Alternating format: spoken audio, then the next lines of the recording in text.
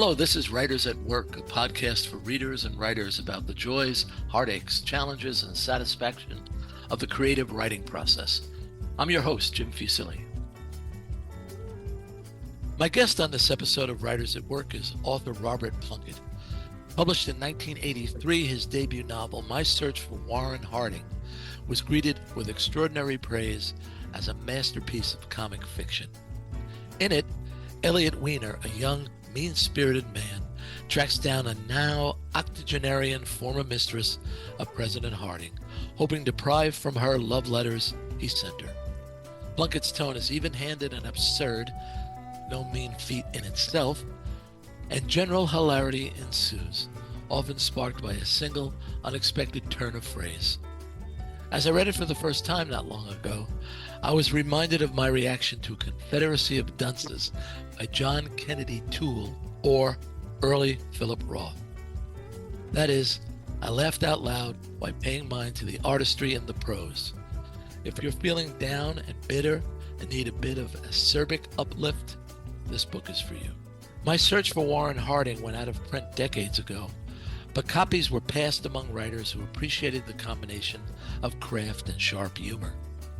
It's said that Larry David instructed Seinfeld writers to study it, and that Elaine Bennis's infamous dance, as executed by Julia Louis-Dreyfus in a Seinfeld episode, is based on a description of a dance in My Search for Warren Harding. Mr. Plunket's debut novel was back in print in 2023. Above a celebratory essay in the Paris Review was the headline, "Who was Robert Plunket?" And I thought, damn it, he's dead. I would have liked to talk to him. But profiles in various magazines in the next few months proved he was very much alive. And thus now I can present to you 79-year-old Robert Plunket from his home in Englewood, Florida. Robert Plunket, welcome to Writers at Work. Hi, Jim. Hi. You were 38 years old when Warren Harding was published. Was that your first attempt at a novel? Oh, it was basically my first attempt at anything, but yes, I was, I guess, 38. And as I understand it, you were inspired by a book written by one of Harding's mistresses and also by a work of Henry James. Um, whatever inspired you to kind of put those in the same pot and come up with a totally original work such as yours? It was one of those ideas that you get in a flash and it immediately feels right. And then you start to examine it and you realize that it's actually a pretty good idea. So that's what happened. Did, It was, did how long did you work on the manuscript?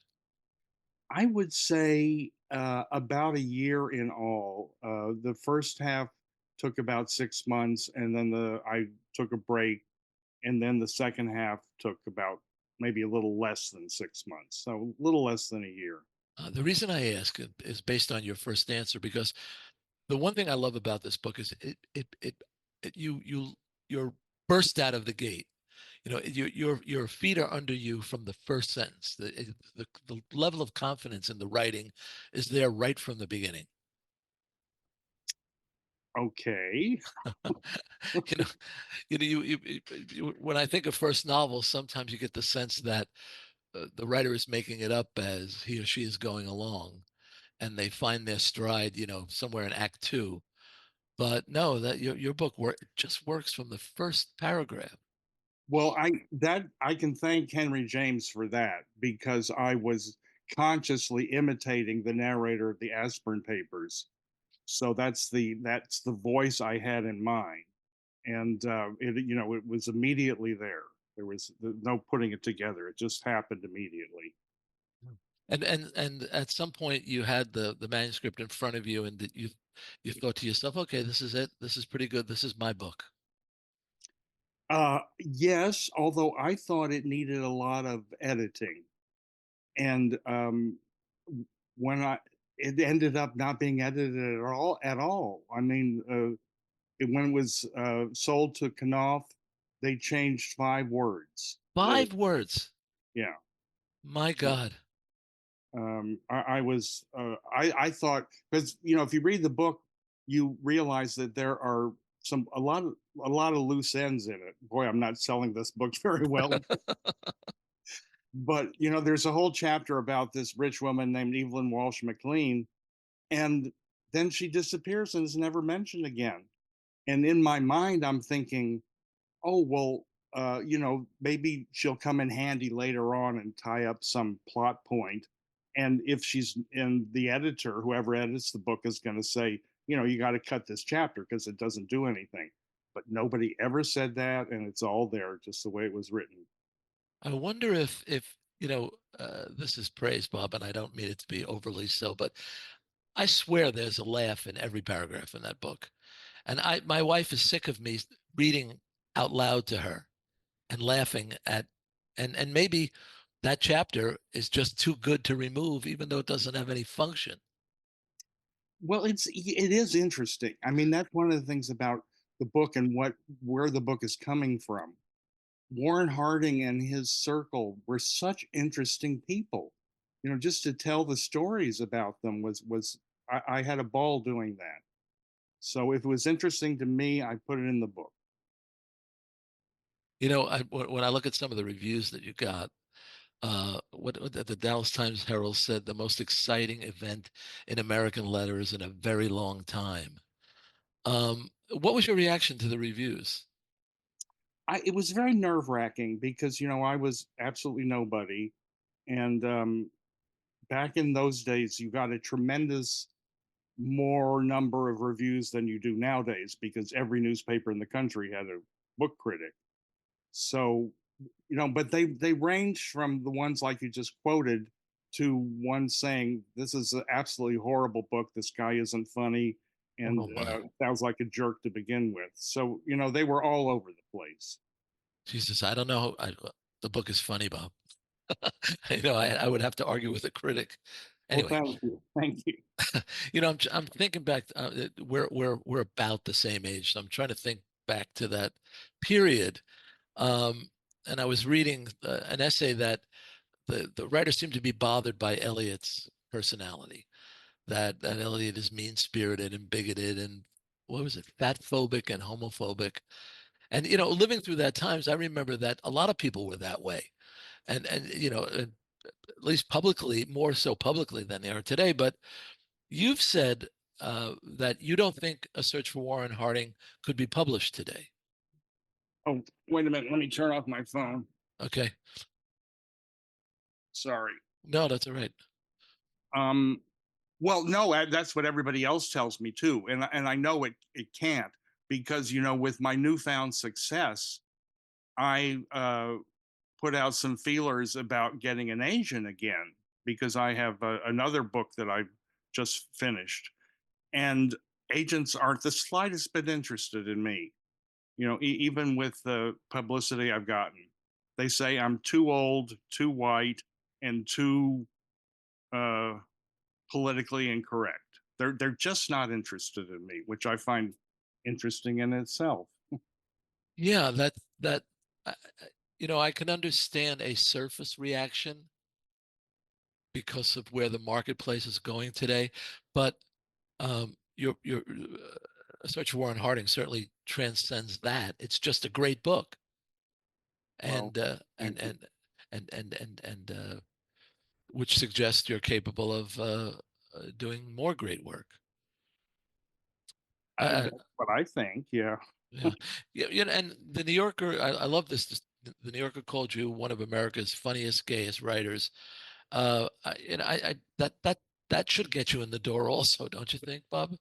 Wouldn't you think? Wouldn't you? Yes. And it hasn't. Yeah, I I mean, would. I'm not. On one hand, I'm not complaining because I have a wonderful relationship with New Directions, the people who republished the book, and they're going to do the new book that I'm doing. So it's not an issue.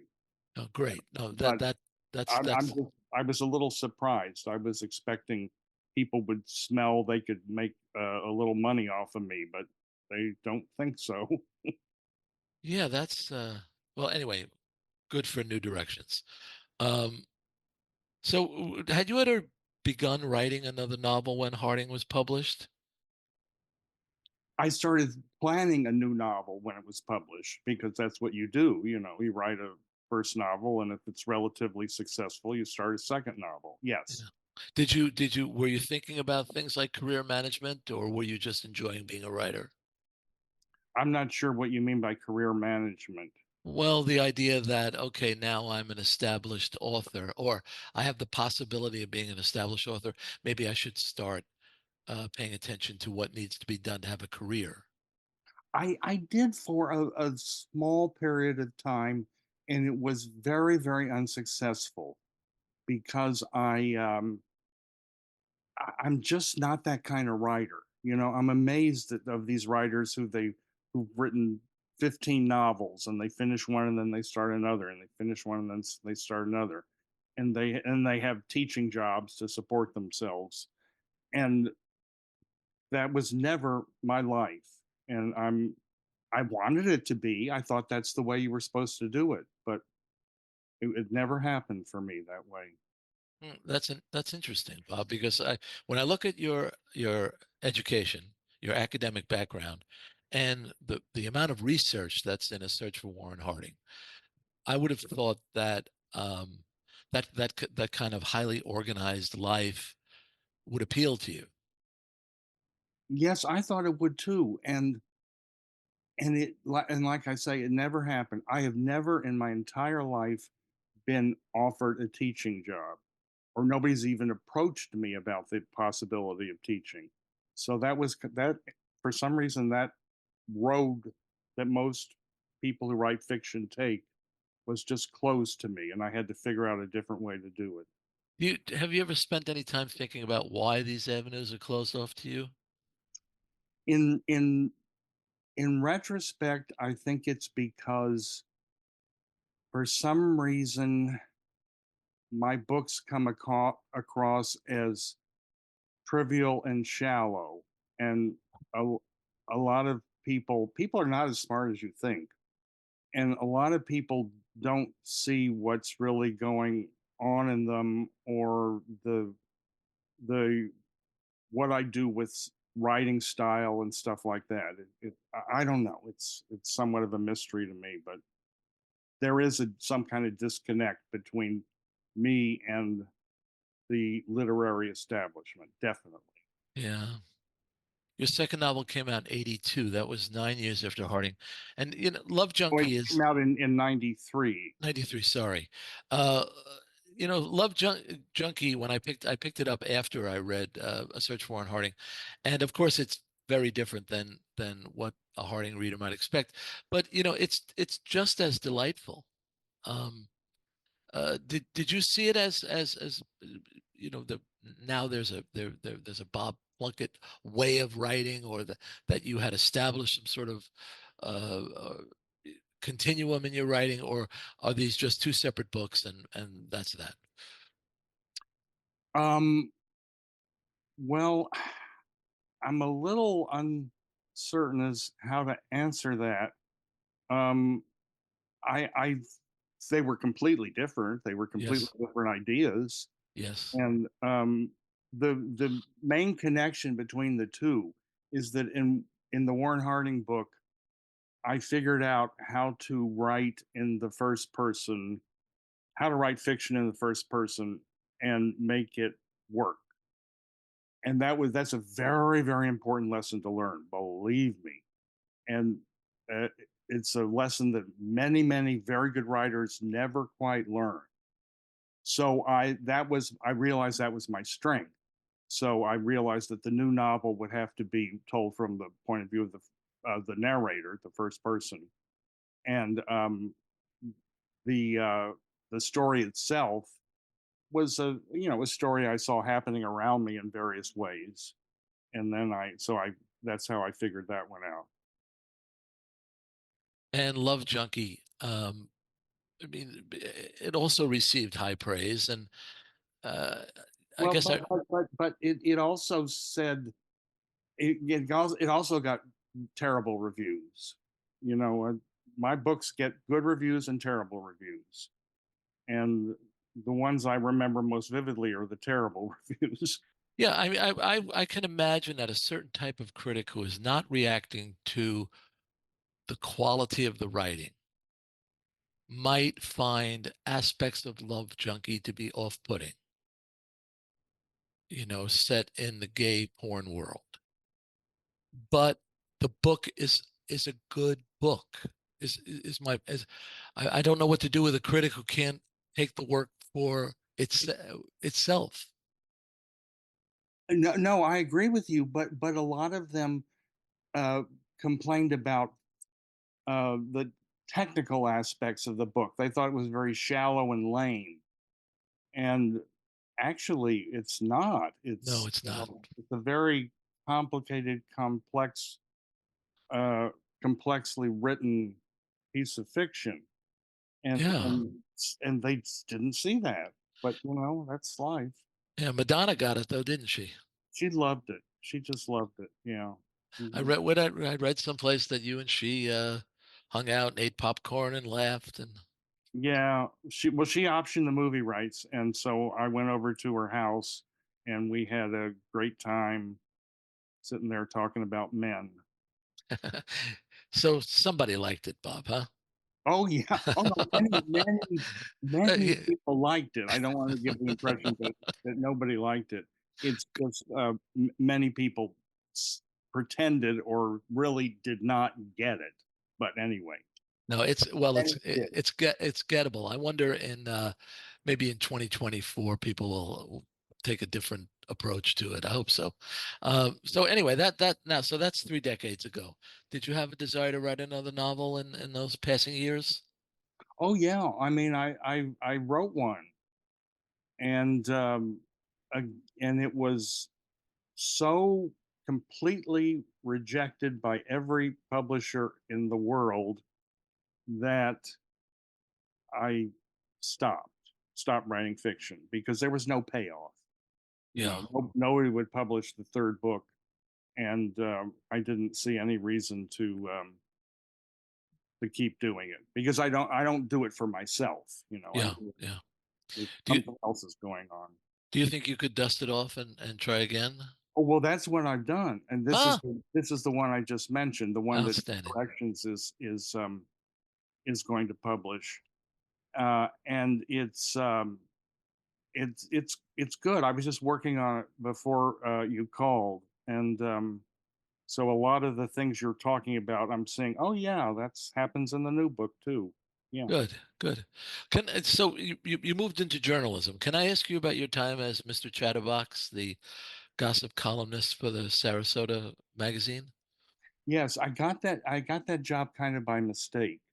I'm not by mistake, but it was a whim on the part of the guy who published Sarasota magazine, and all instinctually, I knew how to do it, and I was being given this incredible opportunity to look at a small town in Florida from the point of view of a snarky gossip columnist and tell the story of the small town.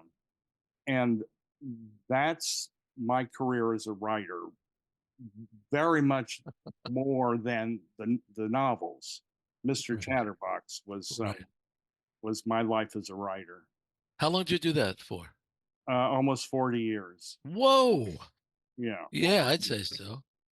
But you did other journalism as well, and um, you wrote the text for the that Walker Evans book of photos about Florida. Yes. How'd you get involved in that project? Well, I don't want to tell any tales out of school, but whoops, sorry. Another telemarketer. I'm just going to turn my phone off, obviously. That would be the simplest thing. Wait a second.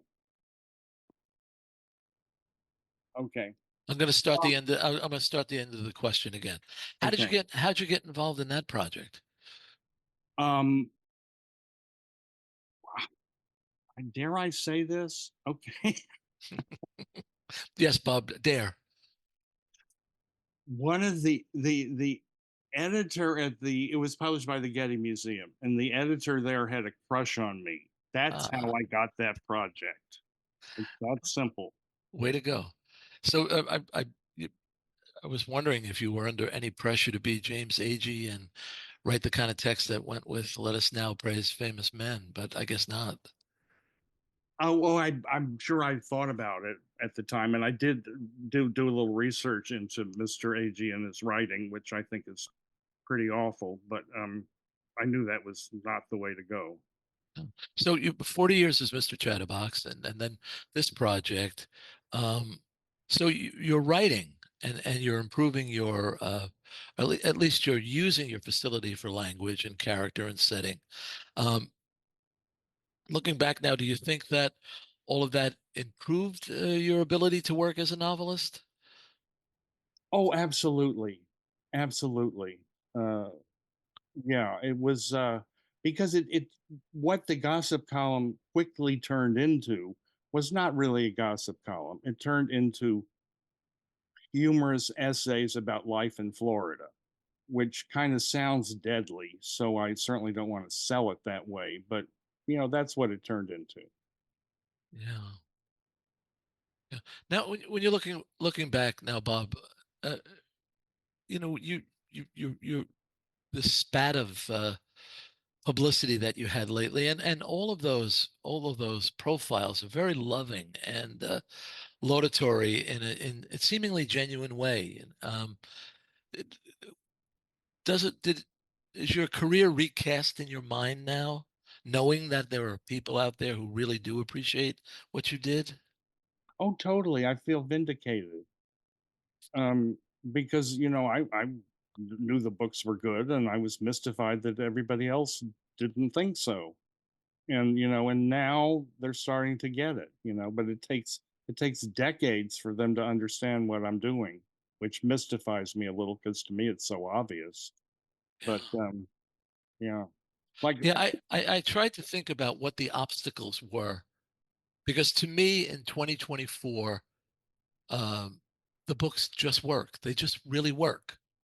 So there must have been some cultural resistance to what you were doing. well, they. I'll give you one of the big mysteries about Warren Harding that explains a lot, but exactly what it explains, I'm not sure. But when, as you probably know, the entire plot of the book, the themes of the book, everything about the book boils down to one important fact: the narrator is a closeted homosexual.